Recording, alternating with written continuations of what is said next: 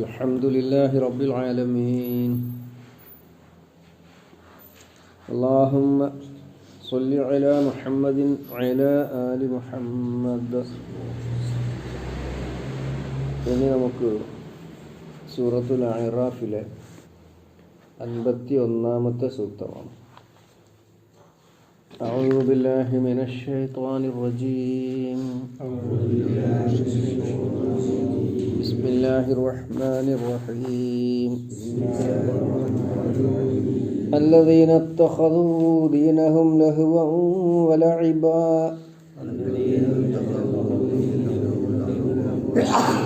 وغرتهم الحياة الدنيا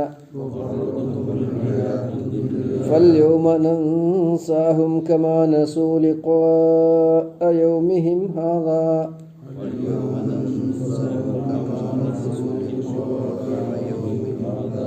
ما كانوا بآياتنا يجحدون.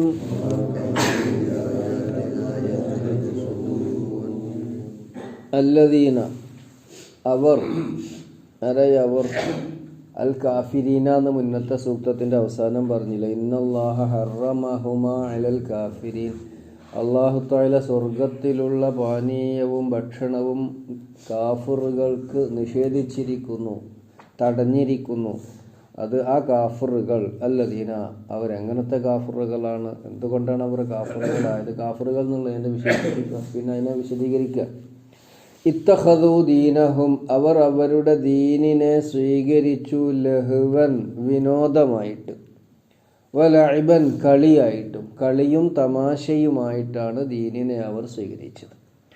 വഗറത്ഹും അൽ ഹയാത്തുദ് ദുനിയ, അവരെ ഇഹലോക ജീവിതം ചതിയിലകപ്പെടുത്തി, വഞ്ചിച്ചു.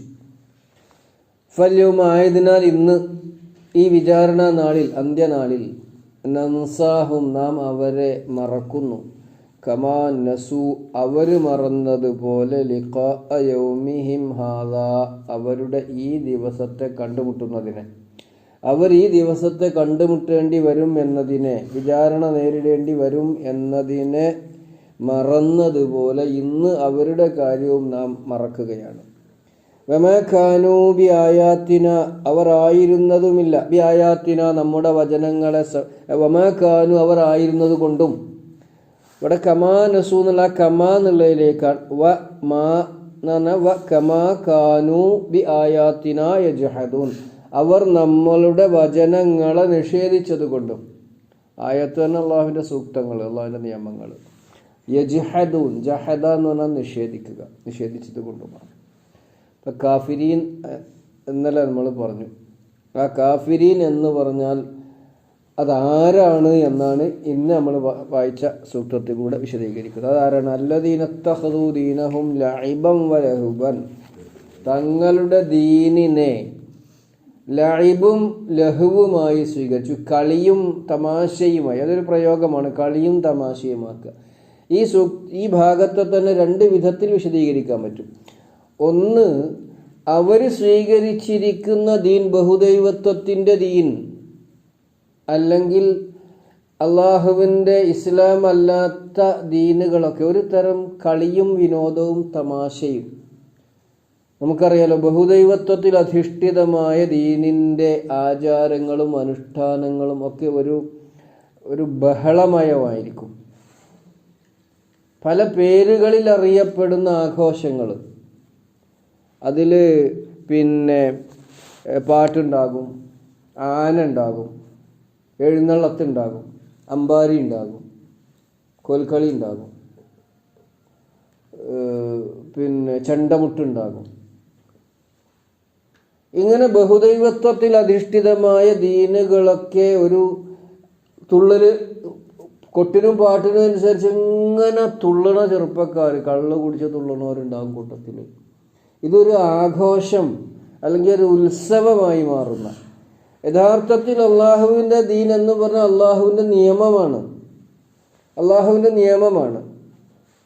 ആ നിയമം സ്വീകരിച്ച് അതനുസരിച്ച് ജീവിതത്തെ ക്രമീകരിക്കുകയും ചിട്ടപ്പെടുത്തുകയും ചെയ്യുക എന്നുള്ളതാണ് ദീൻ സ്വീകരിക്കുക എന്ന് പറഞ്ഞാൽ. അപ്പോൾ ഒരു വിശദീകരണം, സ്വയം സ്വീകരിച്ചിരിക്കുന്ന, സ്വയം നിർമ്മിച്ചിരിക്കുന്ന ദീനിനെ അവർ ആഘോഷമയമാക്കി, എന്നിട്ടത് വിനോദവും കളിയും ചിറിയും ആനയും അമ്പാരിയും കൈക്കൊട്ടും ചൂളം വിളിയും ഒക്കെ ആക്കി മാറ്റിയവർ. അതാണ് ദീൻ എന്ന് പറഞ്ഞാൽ. പിന്നെ ഒരു വ്യാഖ്യാനം, പിന്നെ അതിനൊരു പണ്ഡിതന്മാർ നൽകുന്ന ഒരു വ്യാഖ്യാനം, അവർക്ക് നൽകിയിരിക്കുന്ന ഈ ദീൻ എന്ന് പറഞ്ഞാൽ മുസ്ലിമീങ്ങളുടെ സ്വകാര്യ സ്വത്തൊന്നും അല്ലല്ലോ, അള്ളാഹ് എല്ലാവർക്കും കൂടി കൊടുത്തതാണ്, ലോകത്തുള്ള എല്ലാ മനുഷ്യർക്കും ഉള്ളതാണ്.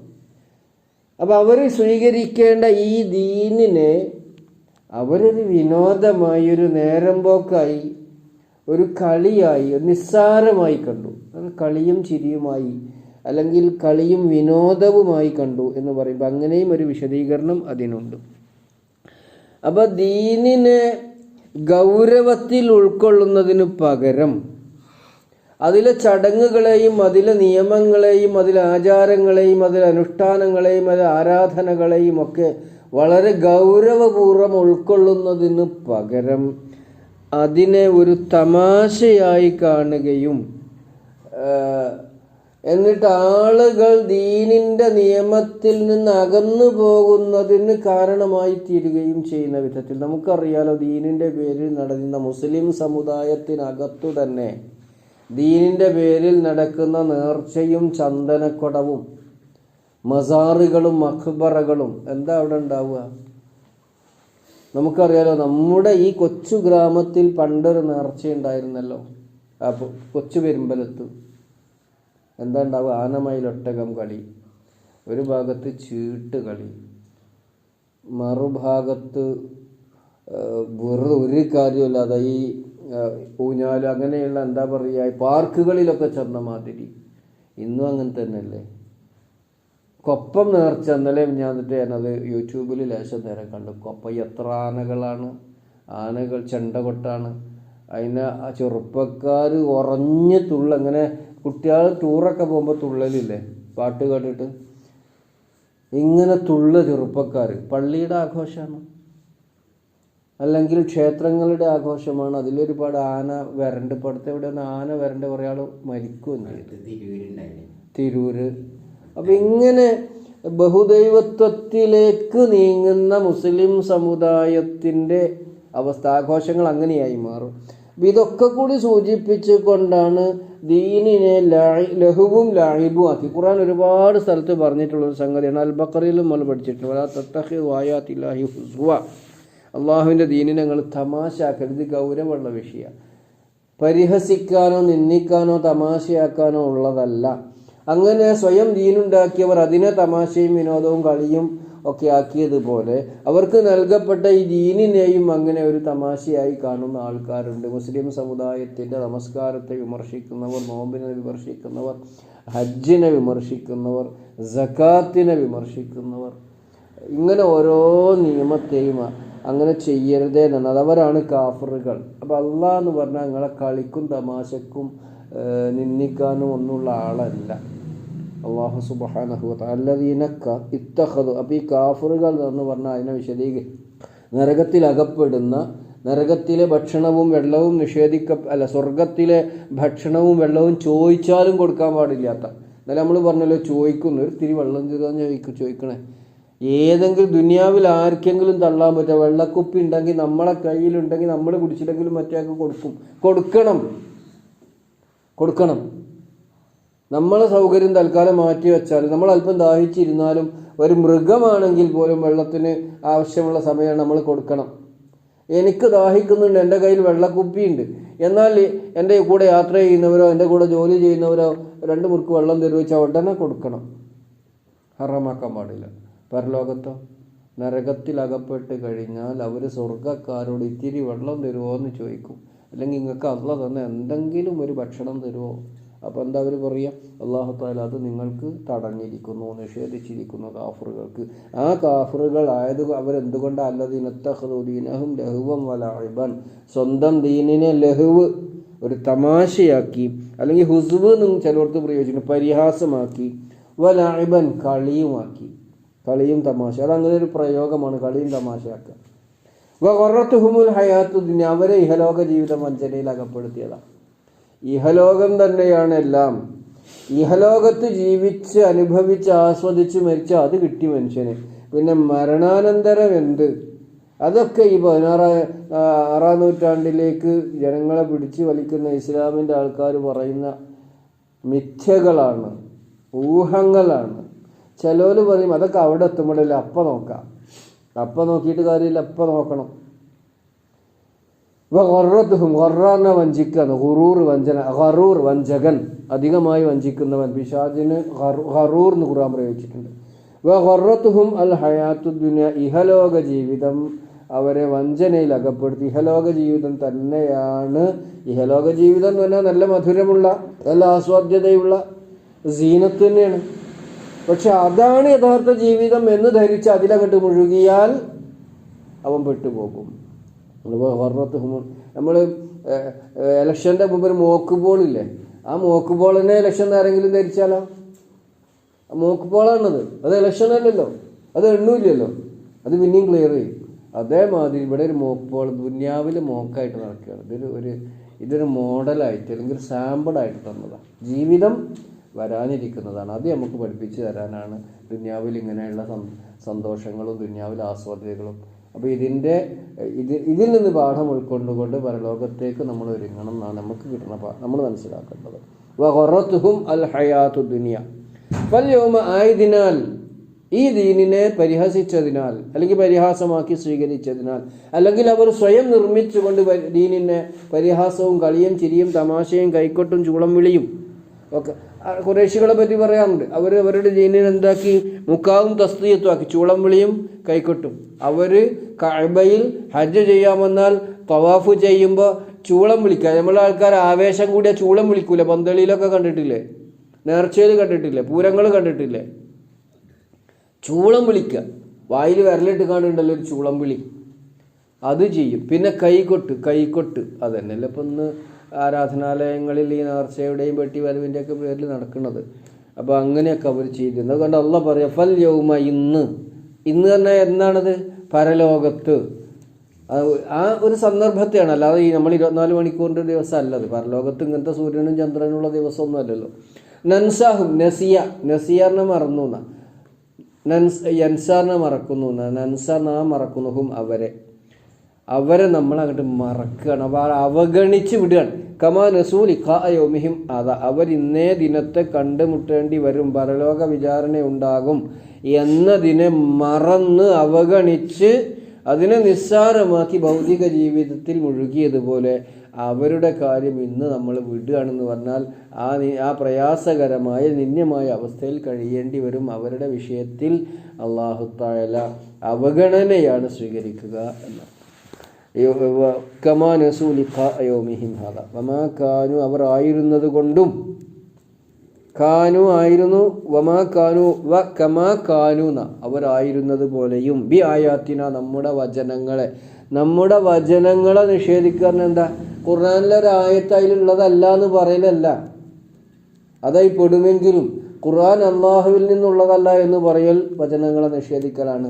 അതിലെ ഏതെങ്കിലും ഒരായത്ത് അതിൽ പെട്ടതല്ല എന്ന് പറയലും അതിൽപ്പെട്ടത് തന്നെ. പക്ഷെ യഥാർത്ഥത്തിൽ ബുദ്ധിയുള്ളവരാരും അങ്ങനെയല്ല പറയുക, അതിലായത്തുകളിലുള്ള നിയമങ്ങളെ നിഷേധിക്കാം.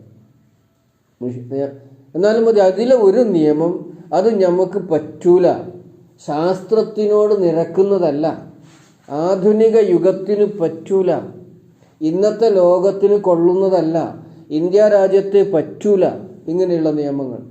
അത് ഇസ്ലാമിലെ ഏതെങ്കിലും നിയമങ്ങളെക്കുറിച്ച് നമ്മൾ ധരിച്ചാൽ, വിശ്വസിച്ചാൽ അതും ദീനിനെ നിഷേധിക്കണം.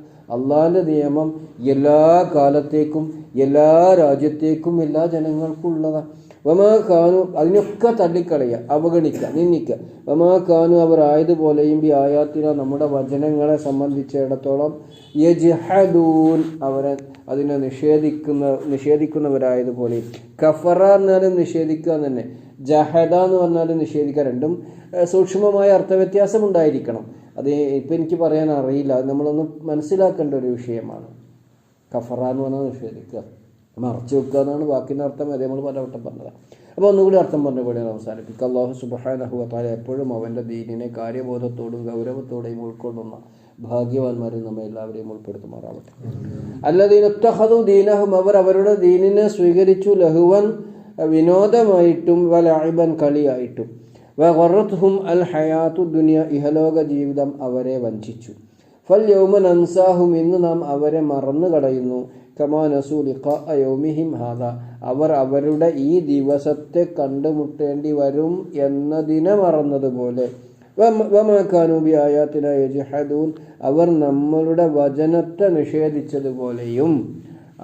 നിഷേധിച്ചതുപോലെയും മറന്നതുപോലെയും നാം അവരെയും മറക്കുകയാണ്. ഇതേ കാര്യം സൂറത്തു ത്വാഹയിൽ ഏകദേശം സമാനമായി വന്നിട്ടുണ്ട്. സൂറത്തു ത്വാഹയിൽ ആയത്തുകളെ നിഷേധിക്കുന്നതിനെ സംബന്ധിച്ച് ഇൻഷാ അല്ലാഹ് നമുക്ക് അല്ലാഹ് ആയുസ്സും ആരോഗ്യമൊക്കെ തന്നാൽ നമുക്ക് അവിടെ എത്തുമ്പോൾ പറയാം. 101 ആയത്താണ് എൻ്റെ ഓർമ്മ. 123 മുതൽക്ക് 127 വരെ ഖുർആൻ അവഗണിച്ച ആൾക്കാരെ അള്ളാഹ് അവഗണിക്കും എന്ന് പറഞ്ഞാൽ അവിടെയും പറയുന്നുണ്ട്. ഇൻഷാ അല്ലാഹ് നമുക്കപ്പോൾ അള്ളാഹ് ആയുസ്സും ആരോഗ്യമൊക്കെ തന്നാൽ അപ്പം പറയാം. ഇൻഷാ അല്ലാഹ് അല്ലാഹു സുബ്ഹാനഹു വ തആല നമ്മെ സഹായിക്കുമാറാവട്ടെ. എന്നും അവൻ്റെ തൃപ്തിയിലും പൊരുത്തത്തിലും ജീവിക്കാനുള്ള ബോധം, അതിനുള്ള ഈമാനികമായ കരുത്ത് തന്ന നാഥ ഞങ്ങളെ നീ സഹായിക്കണേ റബ്ബേ. റബ്ബനാ ആതിനാ ഫിദ്ദുനിയ ഹസനത്തൻ വഫിൽ ആഖിറതി ഹസനത്തൻ വഖിനാ അദാബന്നാർ. വൽഹംദുലില്ലാഹി റബ്ബിൽ ആലമീൻ.